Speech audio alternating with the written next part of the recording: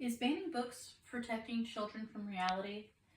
Books are a passion of mine, and I believe that we should keep them in circulation and not ban them. Banning books should never happen, and we should never do anything to ban them. First, I'll tell you about my problem of banning books. And secondly, I'll tell you about the side I believe you should choose. And lastly, I'll tell you about how I believe that we should solve these problems. With that said, let me begin. Many people want to ban books, and that is a huge problem. According to Issett and Cushion's 2025 Points of View article, book censorship is an attack on the freedom of the press. Our freedom of expression is something that we often overlook, but it is an incredibly important right of ours. Some of these books that are banned are based in religion and politics. And the banning of this is completely getting rid of the author's freedom of expression. Many parents cut off their children from books that could affect how they see the world. They then choose to challenge these books that could be helping form the young minds of our future. It is rare that these books that are challenged actually get banned, but when they do, it is a tragedy.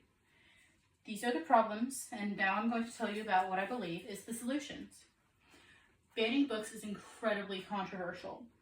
The side that says that you should ban books does so with children in mind. Children nowadays talk about politics in their own little friendship circles.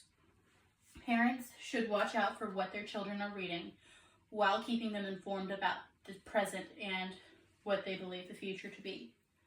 The majority of people have voted for books to not be banned on both political sides. However, some of the Republicans want to ban books because several of the books that have been written by or about they want to ban the books that have been written by or about the LGBTQ communities or minorities. The Democrats that tend to lean towards banning books are wanting to ban the books that tell us about our past and the past of other countries. With these things said, there are some things we can do about it. That is what I'm going to talk to you about now. We should never ban books or remove them from circulation. We could put an age restriction on some of these books, keeping them off limits for children. For political and religious books, I believe that we should let teenagers read those because that is when teenagers are most opinionated in their lifetime. Parents can protect their children, but they should not go about it by banning books. Banned books are more interesting to the general public than unbanned books. If people are told they cannot do something, that will make them want to do it even more. That goes the same with banning books. They will want to read the books even more. Keeping books banned allures the public much more than keeping the unwanted ones hidden. With all that said, allow me to conclude. First, I told you about the problem. Second, I told you about the side that I have chosen.